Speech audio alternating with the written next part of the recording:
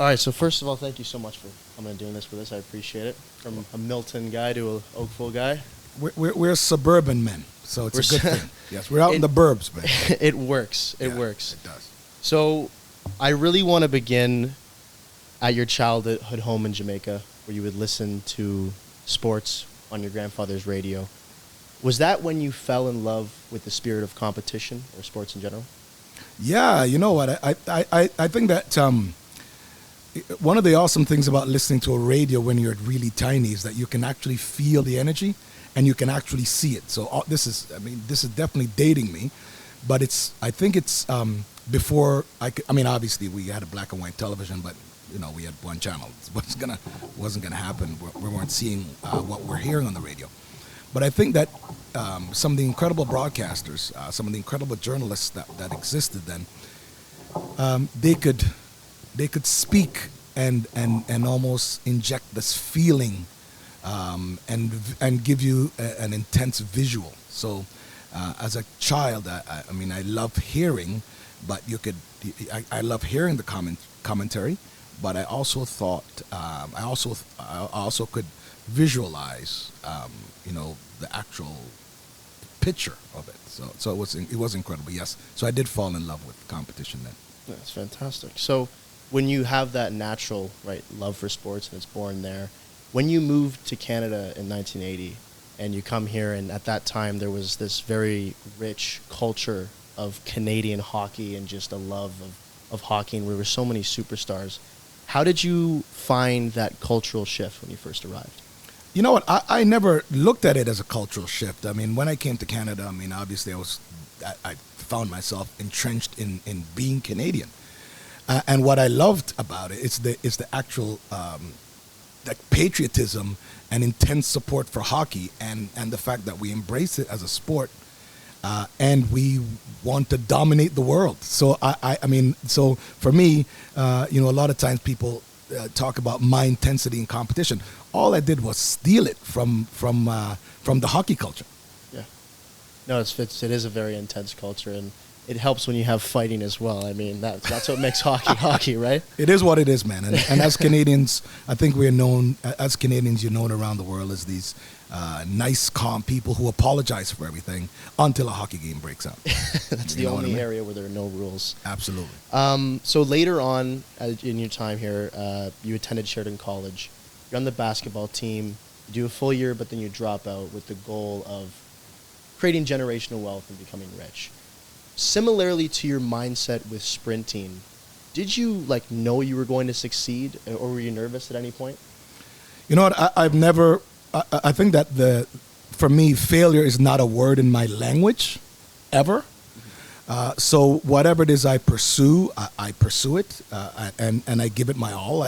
They always talk about having your eggs in all these separate places, and I always had my eggs in one basket, and I was always going to bet on myself. And that was something that was taught to me, or maybe that's something that that because I had such incredible support system, and my parents supported me so much that it didn't really matter to me. So to your question, there's really nothing that I've ever done that, although there are things that I've done which are stupid, some of them, that there's like a 10% chance of winning or succeeding.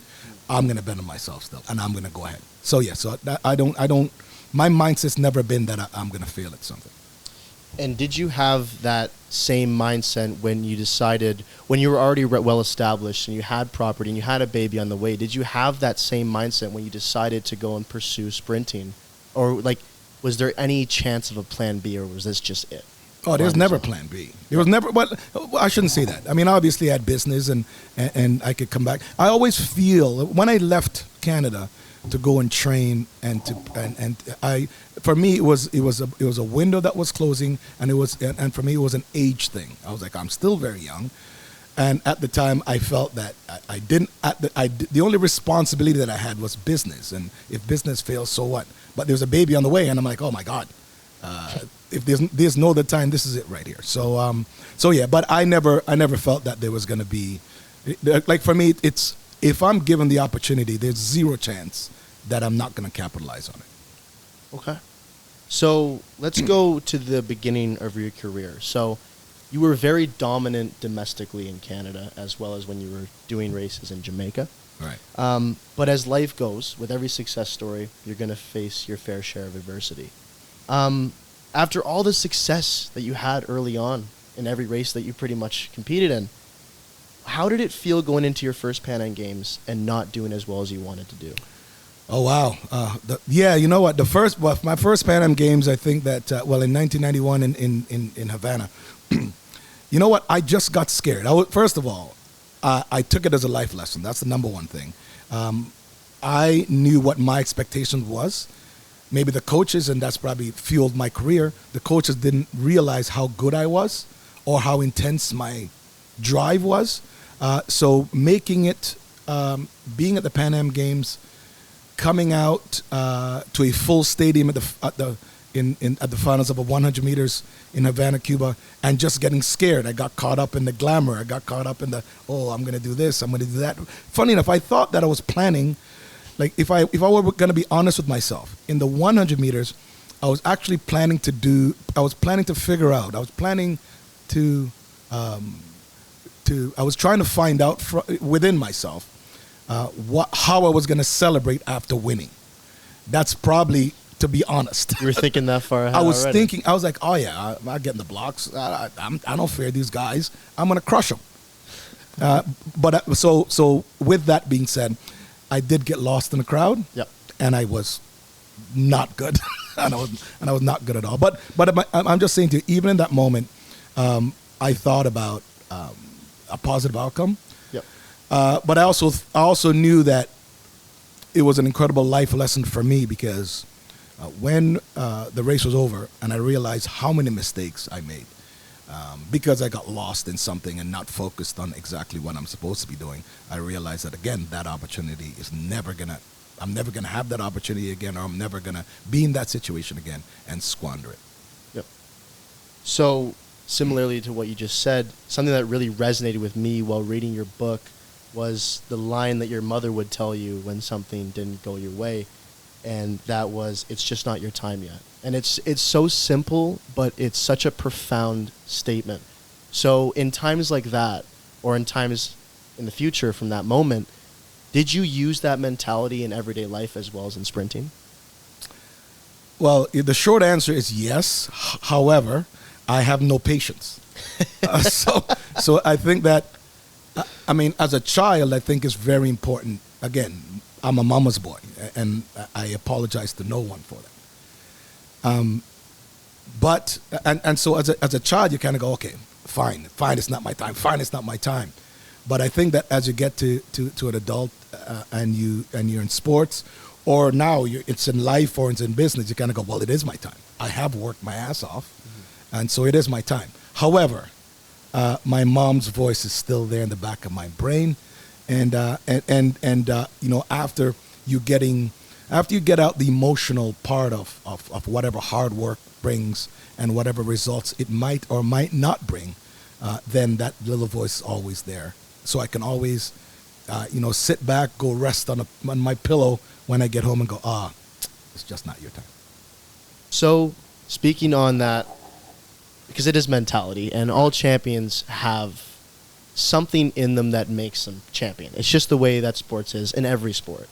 And as I'm following your career, I'm looking through it, and there are moments where at such a young age, you're declaring yourself to the world stage. From answering Rod Black when he asked you who you were, Donovan Bailey, remember the name, or telling Glenroy Gilbert, "When I'm the king here and I run shit, this will never happen." Right. So forget all that. this is like you're a young athlete, right? And at that time, even though you're very young, did you have any doubts about who you were going to be? You know what? No. I have an incredible relationship with my parents. Again, I mentioned I'm a mama's boy, but my father gave me great direction, and I guess the parameters in which he allowed me to be a young man There was nothing there's nothing I felt I couldn't do. The bottom line is for me is I always talk about mentorship and support system, because if you do that with your kids, that kid knows that no matter what happens in life, they probably can come back home. And so I know, although I was taught to be independent and taught to be on my own, the things the nuances, I guess, of being a parent or having that such a great support system around me was that I knew I was loved. I knew I could challenge myself every day, and the two people that cared the most about me in the world, was supporting me in anything I did.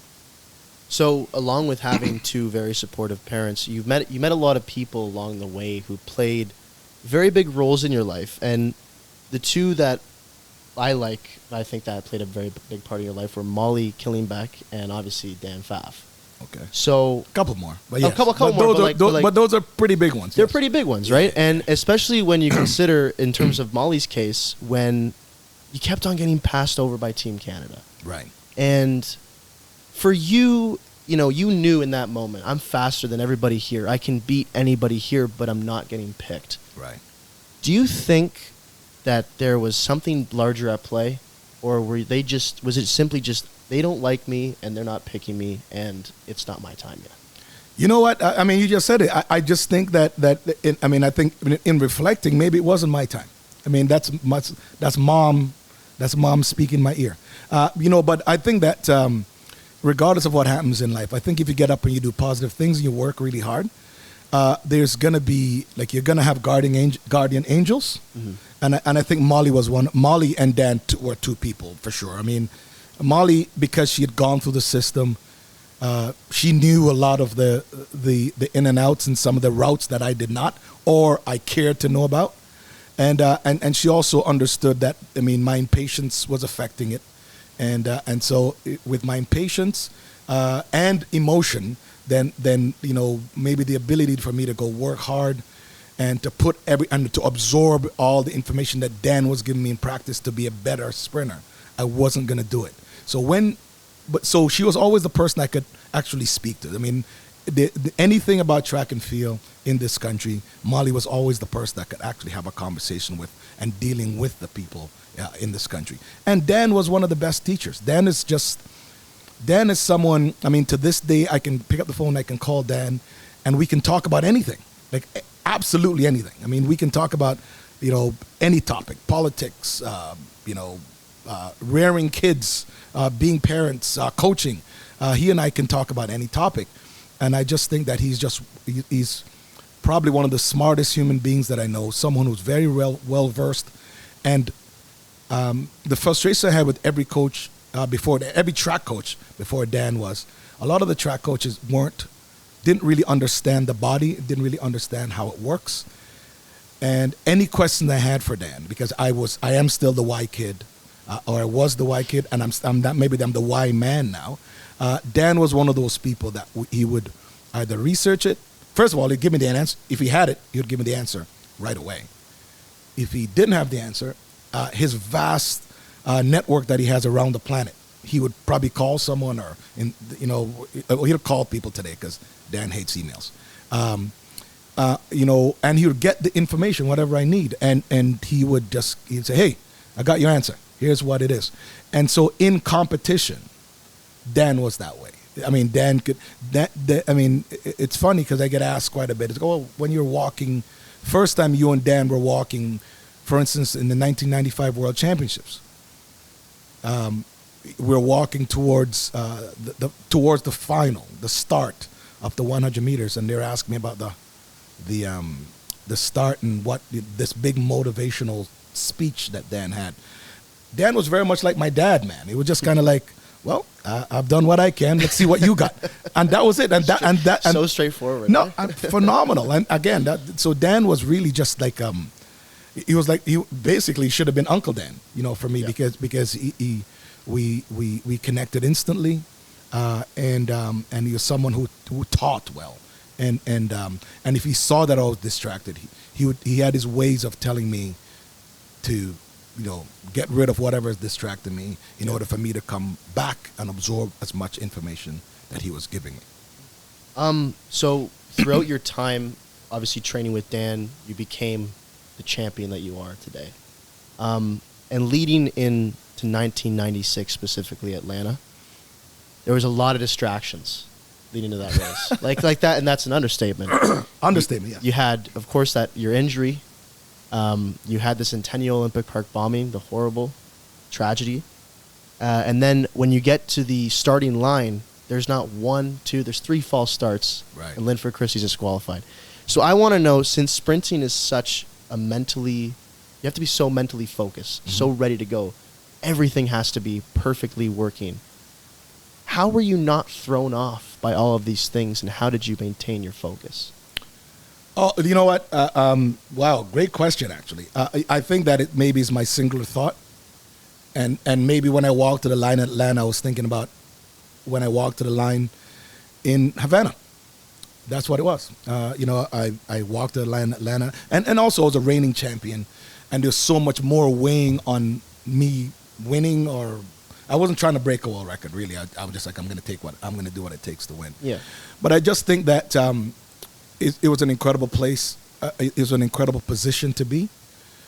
When I started track and field, I really accepted the responsibility of not only carrying the sport on my back, but carrying Canada, carrying Jamaica, carrying my culture, being a black guy. I mean, and also it was the responsibility. I know that my mom and my dad were watching. And if I disappointed both of those people, I couldn't live with it. So I think that, my single-mindedness when I got to the line was that here's an opportunity, and I don't care what it is. It doesn't matter. It didn't really matter to me because, again, you talk about the bombing. I had an injury. The racist comments from Sports Illustrated, and the false start. To name a few, right? Just a couple. Just a couple, right? So it didn't really. I mean, and of course, the weight of me being the sprinter that was representing Canada and being a world champion post Ben Johnson. Yep. Like I mean, a lot of times people don't talk about that enough, but it is what it is. I mean, and for me, again, I accepted responsibility. I'm never taking drugs. I'm a drug-free athlete, but I also realized that. There was a lot of kids watching. And it wasn't just about track and field to me. We talk about the mentality of hockey before. It was just kids watching. And it was just kids that had a dream. And whether that dream was to be a basketball player, football player. I mean, when I think about like someone like Drake, who kind of, he pops up, loves Canada, but he's conquering the world, man. I mean, so when I think about like what it represents, obviously, reflecting when you think about what it represents, it was all of those things. So let's transition to your life post sprinting. Uh-oh. When you look at the environment of sprinting now, obviously back then, as you wrote in your book, you would be training with Dan and it'd be great. You guys would be creating greatness together and it's a wonderful environment. But when you hit the track and it's race time, there's animosity, there's rivalry, and things are very, very heated and competitive. Do you think that today's sort of era of sprinting is just as heated and there's just as many rivalries as back in when you were doing it and winning medals? Maybe. I think maybe. I mean, I think it was there. Okay, let's put it this way. There are guys that I beat that it still hurts them today, and we're old and retired. Like it hurts them. You know what I mean? Yeah. It physically hurts them, or mentally or psychologically. I have no idea. But when I watch the kids compete now, I think that they have like these little tiny rivalries, but I think there's so much more options. These guys are having like silly Twitter fights. On their Instagram, and it's kind of like, oh, I'm gonna beat you, and it's not the same. I mean, back then, guys were like, no, I'm gonna beat your ass. Like, I mean, and you're saying it to someone's face, or for me, I always had lines for a few of my competitors. I'll just go up to the line. I'm like, what are you doing here, man? Like, why are you here? Like, it's gonna be a rough day, So I mean, right? So I'm just saying to you that it's different. Like, and here's the thing. That's why, I don't want to digress, but that's why it is that anytime this whole greatest basketball player in the world comes up, I'm like, dude, it's Michael Jordan. I mean, because Michael Jordan was getting punched in the face on the way to the hoop. Glad Because you said that, right, but I'm saying to you so that was us. I mean, in the 100 meters when I competed, it was a heavyweight boxing match, but you're not fighting one person. You're fighting 7 and 7 at a time. That's a great way to put it. So, speaking more on the environment of track today, back when you or post Atlanta win, you really never got any recognition or any credit from the American media, and they were very ignorant. And that was Bob Costas, Sports Illustrated, the Associated Press. Does that still live on today towards Canadian athletes in general? That's sort of we recognize that you win this achievement, but we're better, right? Is there that ignorance today still? You know what? First of all, Bob Costas is a great journalist. Let's get that straight. He just got caught. Sure. He just got caught up in something that was way bigger than him. Yeah. But yeah, you know what? It still does. I mean, I think that the responsibility of your country's media is to always support your athlete. I felt that I didn't get enough support from Canadian media. Yeah. That's the bottom line. The American media's responsibility is to say they're the best. It is. That's just it is what it is. I mean, I'm just saying to you that if it's the UK or Germany or Switzerland, if they got the best guy, your job is to go, nah, we're the greatest and we're gonna crush everybody. Mm-hmm. And I think that's what creates this. It creates news. It creates a little bit of rivalry. It creates support. I mean, I know that the greatest thing in the world, especially at the Olympic Games, is for an athlete to be serenaded by his or her national anthem. And what you want is probably you probably want unity and full support from your country when you're the number one person on the planet. Yeah, absolutely. You lived such an incredible, eventful, action-packed life. There's obviously, right? How did you find the process of writing this book? Oh, God, this book was hell, dude. No, you know what? Well, here's the thing. I think that, like everything else, I think that anything good that you accomplish in life, you're gonna have some difficulties, right? Yeah. And I think that writing the book, it's taken years, man. It's taken years because there's so much that's not in the book. I try to pack so much into this book. I kind of feel that because I've done it, I should do another one like real soon because what's gonna happen is that I'm gonna do interviews like this and someone's gonna read some other thing and do some research from back in the day, be like, hey dude, you missed this and you missed that. I'm like, oh God, yeah, I probably did. But yeah, listen, writing a book is not easy. Talking about yourself is not easy. Mm-hmm.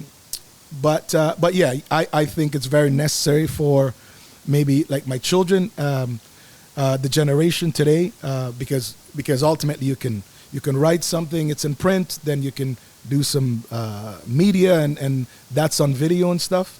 So I think it's very necessary to tell our history and tell our rich history. Absolutely.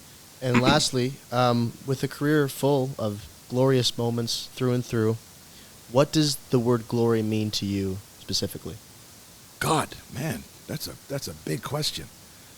Oh, God, glory. Glory. What does glory mean to me now? I think maybe glory means the ability to live free for the rest of my life. Beautiful and well put. Thank you very much for doing this, Donovan. Thank you. It.